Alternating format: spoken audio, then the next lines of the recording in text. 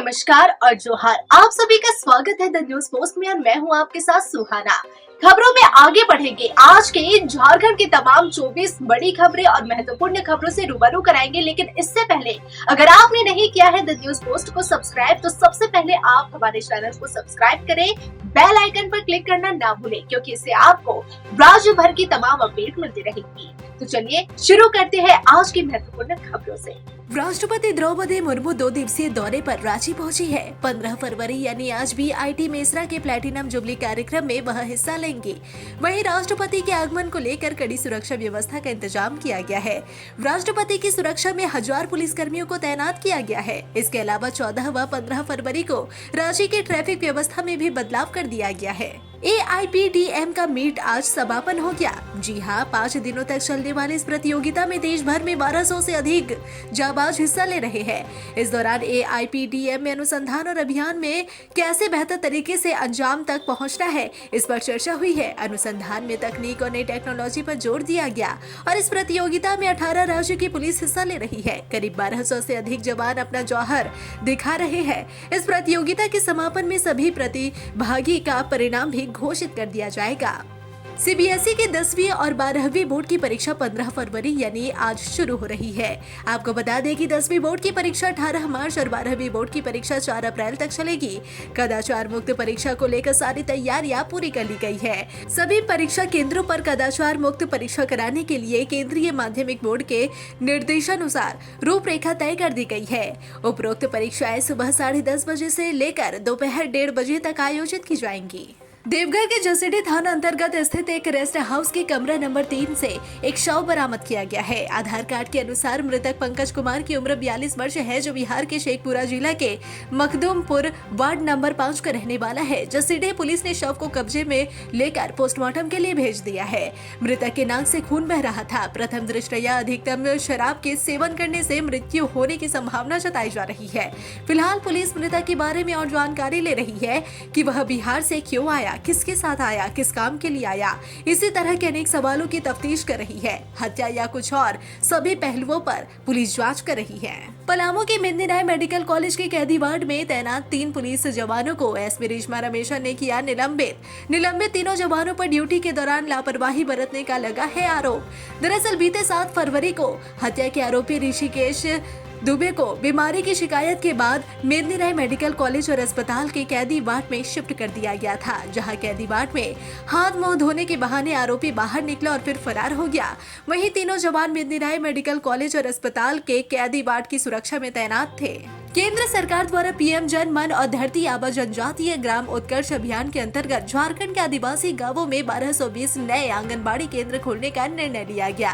भारत सरकार के इस फैसले को पूर्व मुख्यमंत्री बाबूलाल मरांडी ने इससे आदिवासी समाज के विकास और पोषण सुधार में काफी सुधार होगा। यह पहल न केवल स्वास्थ्य सेवाओं को मजबूती देगा, बल्कि ग्रामीण महिलाओं के लिए रोजगार के नए अवसर भी पैदा करेगी। आंगनबाड़ी कार्यकर्ताओं और सहायिकाओं की नियुक्ति से महिलाओं का सशक्तिकरण होगा। केंद्र सरकार का यह निर्णय सबका साथ सबका विकास के लक्ष्य को साकार करने की दिशा में एक महत्वपूर्ण कदम है, जो झारखंड के आदिवासी समुदाय के उत्थान में मील का पत्थर साबित होगा। महाकुंभ स्नान के लिए गई हुई थी माँ, जी हाँ, और खून से लथपथ बेटा घर के बाहर मदद की गुहार लगाता रहा, लेकिन किसी ने मदद नहीं की। दरअसल मेदिनी नगर टाउन थाना क्षेत्र के आबादगंज में संदिग्ध हालत में एक युवक का शव उसके घर के बाहर बरामद किया गया है। युवक की पहचान राजेश कुमार के रूप में हुई है। राजेश कुमार की मां कुंभ स्नान के लिए प्रयागराज गई हुई है, जबकि राजेश का एक भाई जेल में बंद है। राजेश के शरीर में कई जगह गहरे जख्म के निशान है, जिसके बाद पुलिस को आशंका हुई है कि हत्या हुई है। जी हाँ, पुलिस ने पूरे मामले में कार्रवाई करते हुए हत्या की धाराओं में FIR दर्ज कर ली है और शव को कब्जे में लेकर पोस्टमार्टम के लिए भेज दिया है।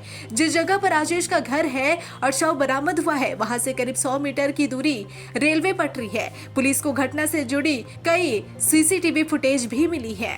सूबे के मुख्यमंत्री हेमंत सोरेन के गृह विधानसभा क्षेत्र में इन दिनों पानी की किल्लत हाहाकार मचा हुआ है। ताजा मामला बरहेट प्रखंड पर स्थित पंचगठिया संथाली हरचंदपुर का है।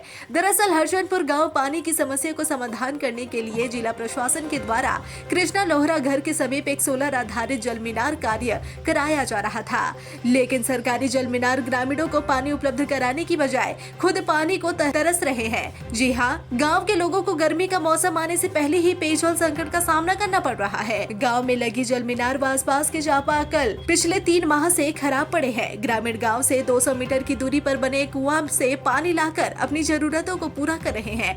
कुआं का भी जल स्तर नीचे चला गया है। जमशेदपुर नरेंद्र मोदी विचार मंच झारखंड के द्वारा लगातार तीसरे वर्ष भी सामूहिक विवाह का आयोजन किया गया। इस बार 8 जोड़ों का विवाह करवाया गया। सोनारी भूतनाथ मंदिर परिसर में सगाई समारोह का आयोजन किया गया, जहाँ वर पक्ष और वधु पक्ष के परिजन उपस्थित होकर सभी को आशीर्वाद दिया। मंच के पदाधिकारियों ने कहा कि समाज में दहेज मुक्त विवाह को प्रोत्साहन देने और वैसे परिवार को धन के अभाव में अपने बच्चों का विवाह नहीं करवा पाते हैं, उनका चयन सामूहिक विवाह के लिए किया जाता है। आज सगाई समारोह संपन्न किया गया और आगामी 11 मार्च को पूरे विधि विधान से 8 जोड़ों का विवाह संपन्न कराया जाएगा।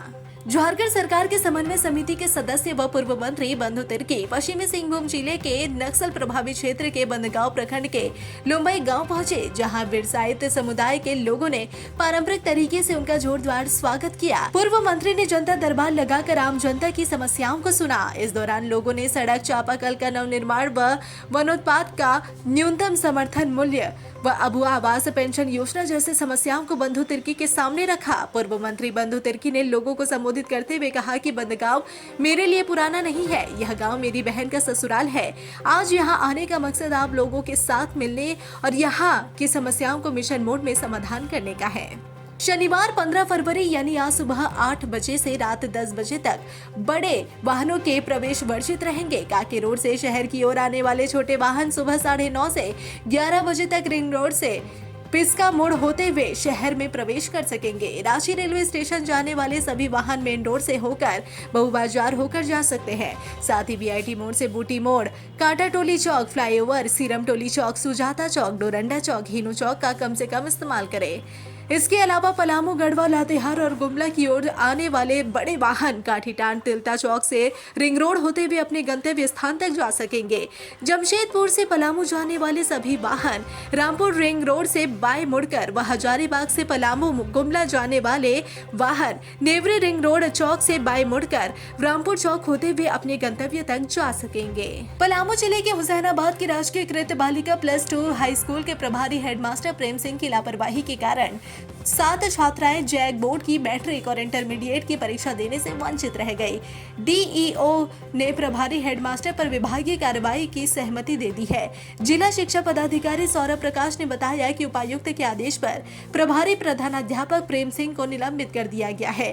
साथ ही केंद्राधीक्षक से हटाकर सहायक शिक्षक उपेंद्र राम को केंद्राधीक्षक बनाया गया है। डीईओ ने कहा कि प्रभारी हेडमास्टर से इस संबंध में स्पष्टीकरण भी पूछा गया था, लेकिन स्पष्टीकरण का उत्तर संतोषजनक नहीं है।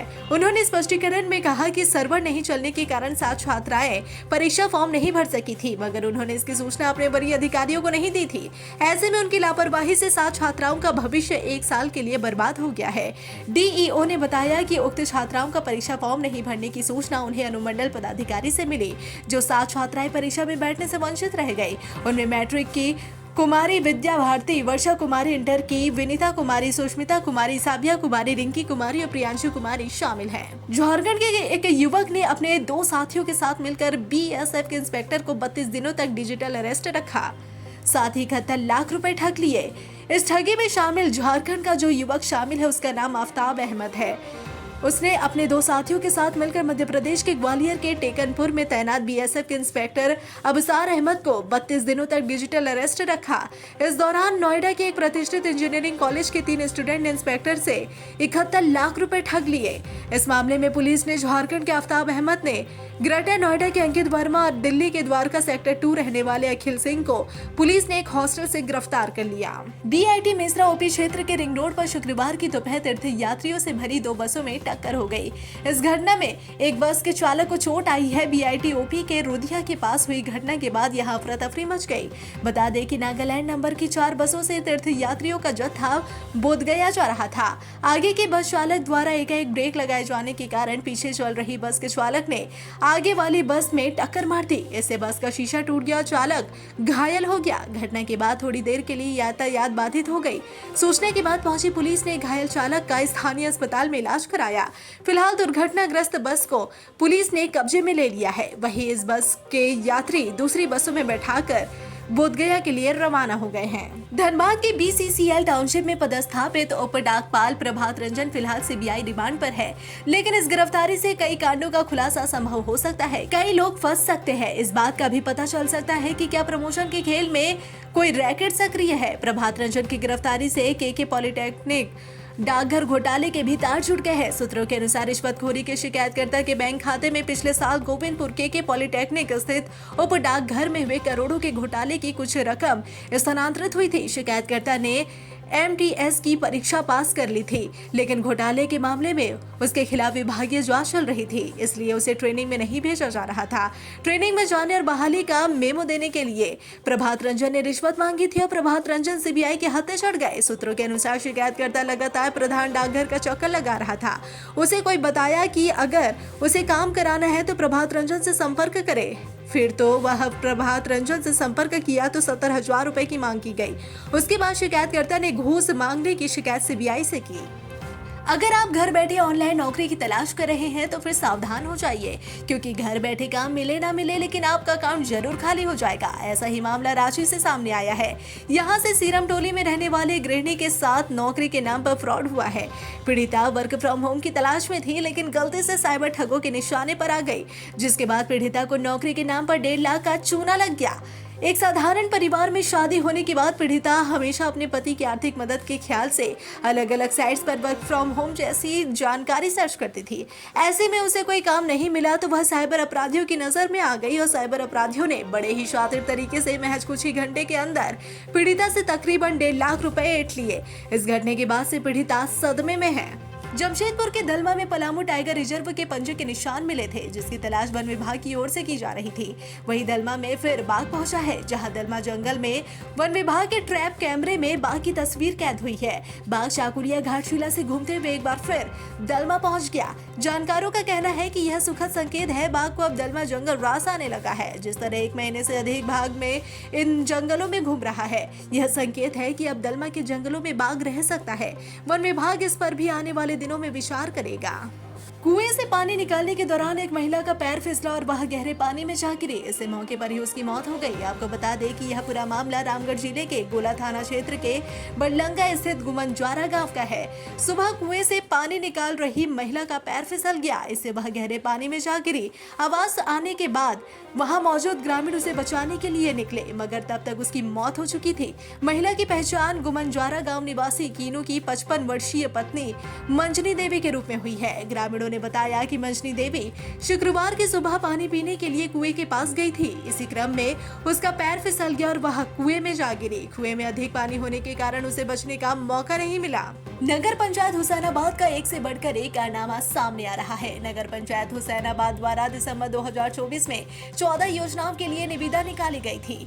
उन योजनाओं में ही 8 नंबर पर मोहम्मदाबाद से डंपिंग साइट प्रकलित राशि और 9 नंबर पर डंपिंग साइट से मोहम्मदाबाद मेन रोड में PCC पथ का निर्माण कार्य का प्रकलित राशि है। जी हां, आपको बता दें कि नगर पंचायत के द्वारा योजनाओं के स्थल का चेक स्लिप नहीं बनवाया गया और न ही स्थल की जानकारी ली गई कि कार्य किस जगह होना है, वह निजी स्थान है या अन्य विभाग के अधीन है। यही वजह है कि जल संसाधन विभाग के उत्तर कोयल मुख्य नहर पर दोनों PCC पथ का निर्माण करा दिया गया। पूर्व से मुख्य नहर के जीर्णोद्धार का कार्य चल रहा है। नहर का जीर्णोद्धार कर रही कंपनी ने हाल ही में बनी एक PCC सड़क को उखाड़ कर फेंक दिया और उस पर मिट्टी डाल दी। बताया जा रहा है कि जल संसाधन विभाग से नगर पंचायत कार्यालय ने अनुमति प्रमाण पत्र नहीं लिया था। प्रावधान के मुताबिक कोई किसी विभाग की भूमि का इस्तेमाल उसकी सहमति के बिना नहीं कर सकता। नगर पंचायत कार्यालय के कार्यपालक पदाधिकारी और संवेदकों ने 26 जनवरी को नगर पंचायत की सभी 15 योजनाओं का शिलान्यास जयप्रकाश चौक पर एक कार्यक्रम आयोजित कर पलामू के सांसद विष्णु दयाल राम व हुसैनाबाद विधायक संजय कुमार सिंह यादव से संयुक्त रूप से करा लिया था, जिसमें कई ऐसी योजनाएं हैं जो निजी या दूसरे विभाग की भूमि पर की जा रही है। साल 2019 तारीख 14 फरवरी यह एक ऐसा दिन है जिसे भारत कभी भूल नहीं सकता। इस दिन भारत के 44 सैनिक शहीद हुए थे। पाकिस्तान के कायराना हमले ने भारत को हिलाकर रख दिया था, लेकिन इस हमले का भारत ने मुंह तोड़ जवाब दिया। पुलवामा हमले के ठीक 12 दिन बाद भारतीय सेना ने दुश्मन के घर में घुसकर अपने दुश्मन का सफाया किया था। पुलवामा हमले को 6 साल हो गए, लेकिन आज भी लोगों के जहन में इस हमले का दर्द ताजा है। 14 फरवरी को हुए इस पुलवामा हमले को ब्लैक डे का नाम दिया गया है। हर साल इस दिन भारत में ब्लैक डे मनाया जाने लगा। मंझियाम नगर पंचायत के अमरगांव निवासी अभय कुमार पासवान की पत्नी दीपा कुमारी ने थाने में आवेदन देकर अपने भाई अविनाश कुमार, मां मीना देवी, चाचा शैलेश कुमार सहित 11 लोगों पर मारपीट का आरोप लगाया है। इसमें कहा गया है कि वह कोर्ट में केस की तारीख पर की जा रही है। जी हां, इसी दौरान उसके मायके वाले ने उन लोगों ने पहले रोक कर धमकी दी और फिर कहा कि केस उठा लो नहीं तो जान मार देंगे। इसके बाद सभी लोग उसके घर में घुसकर मारपीट किए। इसी दौरान भाई अविनाश कुमार और बहन कविता कुमारी ने उसके 9 माह के दूध मुहे बच्चे को उठाकर पटक दिया। इससे वह बेहोश हो गया। दीपा कुमारी ने बताया है कि 17 मई 2023 को उसने पलामू के हैदरनगर देवी मंदिर में शादी की थी। उसके बाद से ही उसे बराबर परेशान किया जा रहा है। इससे परेशान होकर वह कोर्ट गई है, जहां केस चल रहा है। इधर दीपा के मायके वाले केस उठाने का दबाव बना रहे हैं। केस नहीं उठाने पर मारपीट करते हैं। वहीं उसका पति अभय ने बताया कि दीपा के पिता दिलीप पासवान पलामू जिला पुलिस में ड्राइवर है। पुलिस मामले की छानबीन कर रही है। Steel Authority of India SAIL के 11 अधिकारियों को कंपलसरी रिटायरमेंट देने के आदेश के बाद सेल में तो हड़कंप है ही, सार्वजनिक उद्योग के अधिकारी भी परेशान हैं। ऐसा किया जाएगा कि इसकी चर्चा 10 वर्षों से हो रही थी। जी हाँ, लेकिन अब इसे सेल के रास्ते सार्वजनिक उद्योगों में लागू करने की पहल की गई है। वैसे तो इस आदेश के बाद विरोध भी शुरू हो गया है। बताया तो यह भी जाता है कि जिन अधिकारियों की सूची बनाई गई है उन्हें नौकरी में बने रहने का एक और मौका है। 15 दिन के भीतर अधिकारी अपील कर सकते हैं। जिन आरोपों के आधार पर सेल प्रबंधन ने उन्हें कंपनी की सेवा से अलग करने का फैसला किया है, उसके खिलाफ अपनी दलील पेश कर सकते हैं। अगर दलील में मजबूती होगी तो कुछ के बचने की संभावना हो सकती है। हालांकि यह प्रबंधन के रवैया पर निर्भर करेगा। कोडरमा जिले के मरकच्चो में पुलिस ने बालू में मिले सर कटे शव का पहचान कर लिया है। जी हाँ, शव की पहचान कोडरमा जिले के मरकच्चो के ब्रह्मटोली निवासी मदन पांडे की नाबालिग पुत्री के रूप में की गई है। पुलिस के अनुसार मृतका की हत्या उसके पिता व दोनों भाइयों ने मिलकर की थी। पुलिस ने मृतका के पिता मदन पांडे, भाई नीतीश पांडे और ज्योतिष पांडे को भी गिरफ्तार कर लिया है। पुलिस की ओर से बताया गया कि 12 फरवरी को पंचखेरी नदी के जमुनिया नदी के किनारे बालू में एक शव मिला था। पुलिस द्वारा शव की पहचान के लिए परिजनों को पंचखेरी नदी के जामुनिया गढ़ा किनारे बुलाया गया, तो तीनों परिजनों ने पहचानने से इनकार कर दिया। पुलिस की सख्ती के बाद लड़की को हत्या कर शव को छिपाने और शव को धड़ से अलग करने की बात स्वीकार की गई। गिरफ्तार अभियुक्तों की निशानदेही पर हत्या कर शव को छिपाने के लिए प्रयोग में लाई गई साइकिल, बोरी और टांगी को बरामद कर लिया गया। झारखंड सरकार में मंत्री बनने के बाद शिल्पी नेहा तिर्की पहली बार गुमला पहुंची, जहां उन्होंने कई कार्यक्रम में शिरकत कर लोगों को सीधा संवाद किया। शिल्पी नेहा तिर्की ने इस दौरान जिले में मुर्गी पालन और अंडा पालन योजना का तो अवलोकन किया ही साथ उन्होंने सीधे रूप से उन किसानों से वार्ता की जो इस इलाके में अपनी स्थिति को बेहतर करने के लिए लगातार संघर्ष कर रहे हैं। उन्होंने बताया कि जिले में किसानों की स्थिति को बेहतर करने के लिए किसान विभाग के माध्यम से कई योजनाएं चलाई जा रही है। उन योजनाओं का लाभ सीधे रूप से किसानों को मिल सके, इसके लिए उनका पूरा प्रयास चल रहा है। उन्होंने किसानों को बताया कि बेहतर संसाधन और सुविधा कृषि विभाग के माध्यम से उपलब्ध कराई जा रही है, जिसका उपयोग करके वह आसानी से अपने खेतों को हरा भरा करके वहां उत्पादित सामानों को बाजार में बेचकर अपनी आर्थिक स्थिति को बेहतर कर सकती है। मंत्री ने स्पष्ट कहा कि वर्तमान समय में सामान्य कृषि कार्य करने की बजाय जैविक खेती की ओर विशेष रूप से ध्यान देने की आवश्यकता है।